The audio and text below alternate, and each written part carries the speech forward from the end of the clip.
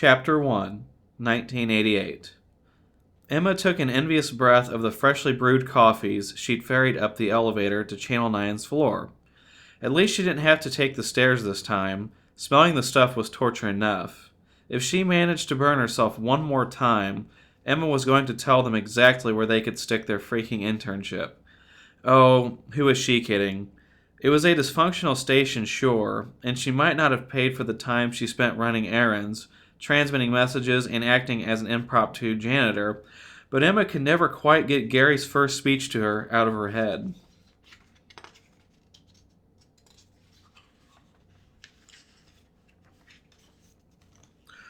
"This is a great opportunity for you, kid," he'd said, with a clammy shake of her hand.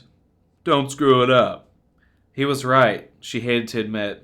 Ever since Chip Winston of Channel 5 was killed on the scene of a news report about 5 years prior, Channel 9's greatest rival in the Monroe News game had gained a paradoxical increase in popularity. More viewers meant bigger budgets from advertisers, and bigger budgets from advertisers meant paid interns. Paid interns meant application competition, stiff competition. Stiff enough that Emma, despite her glowing recommendations from professors and part-time employers alike, had still somehow been rejected no fewer than 3 times from the Channel 5 internship program. That was fine. Everything happened for a reason, it was said. Emma accepted it was her lot in life to spend a few months, maybe even a year, interning at Channel 9 for free. But she had always had a feeling about Channel 9.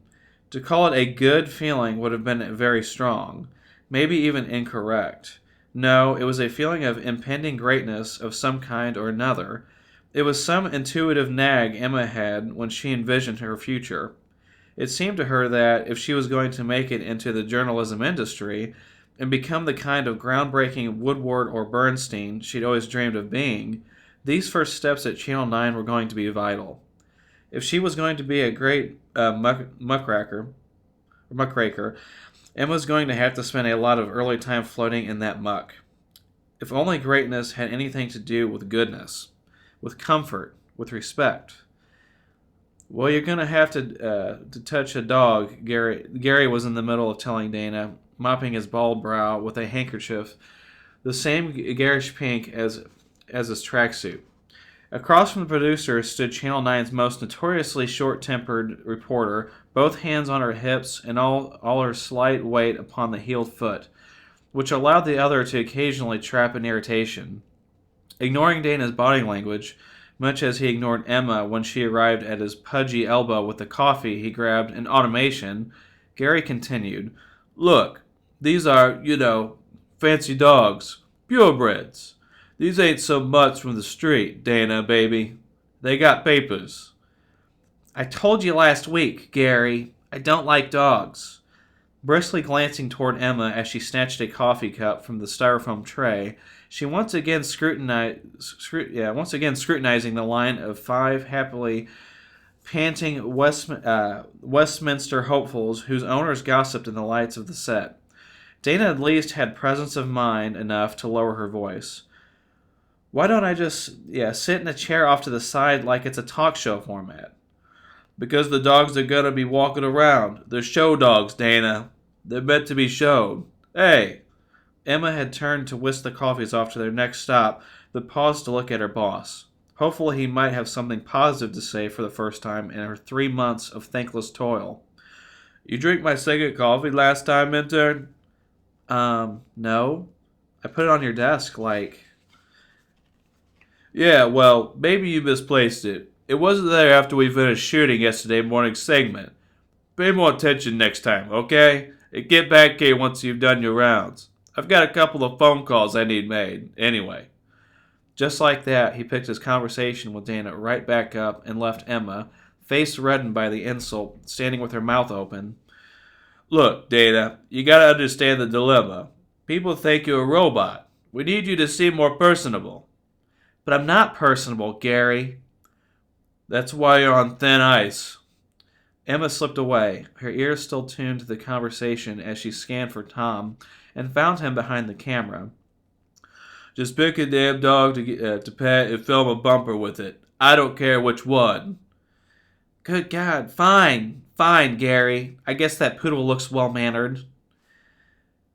Hey, Emma. Tom glanced up from the camera with a nod, slipping his headphones from his head and letting them hang around his neck.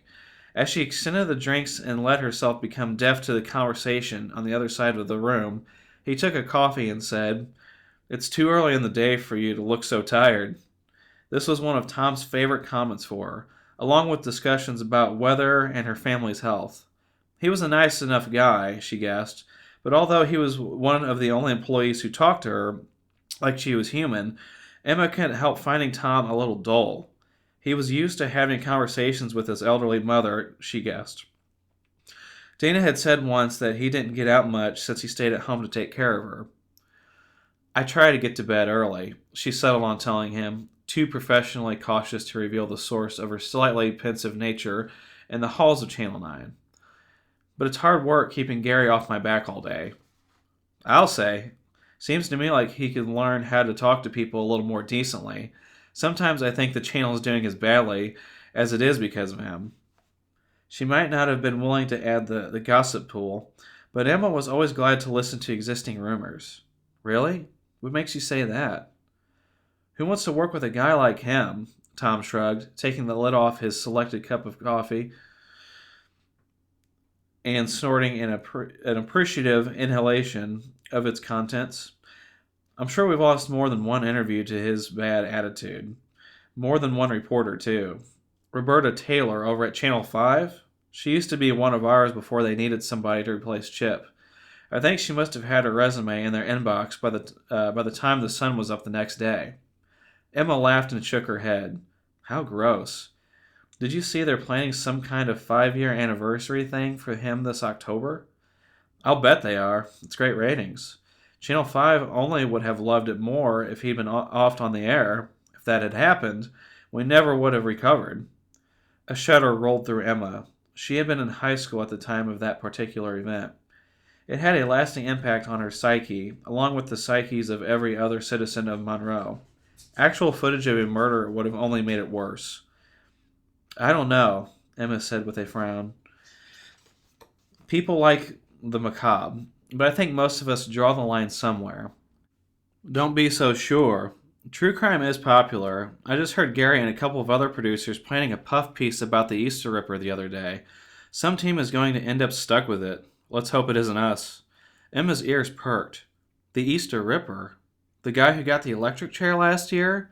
Tom winced at a hot sip of coffee and set the cup aside to cool. "The crimes are still so fresh, you'd think nobody'd want to touch it. But that's Gary for you. He'll throw out any idea at a pitch meeting, no matter how tasteless." Shaking her head, Emma opened her mouth to agree, but was interrupted by Gary's sharp whistle. A few of the dogs whipped their heads, the poodle in particular straining on its leash at the sound. "All right, people," called Gary with a clap of his hands, and not the least thought to the effect his call to order had on the very subjects of the piece about to be filmed. "Let's get this show on the road. Intern, quit flirting with Tom." Scoffing, blushing, Emma exchanged a quick glance of embarrassment with Tom and cleared her throat. "Catch you later," she said, trying not to sound or look as annoyed as she felt. "Yeah," was all he said, sliding the headphones up over his ears again. With a deep breath and an effort to swallow her rage, Emma ditched the styrofoam carrier in the nearest garbage can and brought the remaining cup to Gary's office down the hall. What a jerk. Some people just got off on belittling others. Emma knew that, but that didn't make it any less insulting when an abrasive person accused her of something like that, like theft. As if Emma would steal his latte. It probably wasn't even any good. In the open doorway of Gary's office, Emma looked down at the cup in hesitation. With a glance up and down the hall, then toward the open door through which Dana could be seen beginning her usual patter, Emma slipped into Gary's office and shut the door behind her. If he really wanted to tell her she was a slacker, maybe she should act like one every once in a while. As predicted, the latte was subpar and the milk that had been added carried a strange, scalded flavor. Still, it tasted like petty victory. Emma sipped it out of principle while wandering around Gary's office, where the walls bore a panoply of photographs. Gary slightly thinner and graduating from journalism school. Gary shaking hands with President Nixon for who knew what reason. Gary and the daughter he hadn't seen on more than a holiday in something like 4 years. It was all sort of sad, in a way. When her wandering ended at the desk, Emma took a peek at the pile of papers there to divine the phone number she'd have to call.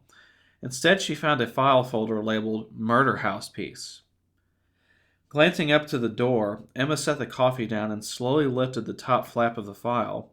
The black eyes of the Easter Ripper's bunny head stared back through time and space, matte even in the gloss of the photo. Shuddering to see the buck-toothed head dismembered on a table labeled Evidence, Emma shut the folder and shook her head. Another puff piece. Always filler with this channel. What there was to be said about the Ripper's killing spree had been said over and over during his rushed capture, trial, and expedited, for the American justice system, trip to the electric chair. It went almost without saying that it was Channel 5, what with their new emphasis on true crime, that did most of the saying. When would Channel 9 have its moment in the sun? When would they find the piece that rocketed them into validation? When would they break the news? Leaving the sipped coffee on her boss's desk, as she'd been told, Emma meandered from the office and had shut the door behind her just as the barking started. Emma's outraged scream followed soon after that. "Damn it, Gary! What did I tell you?" A dog yelped. More dogs barked. Gary's round frame lumbered past the doorway as he called, "Where's that intern? Intern! Intern! Grab that poodle!" Sighing, Emma broke into a sprint.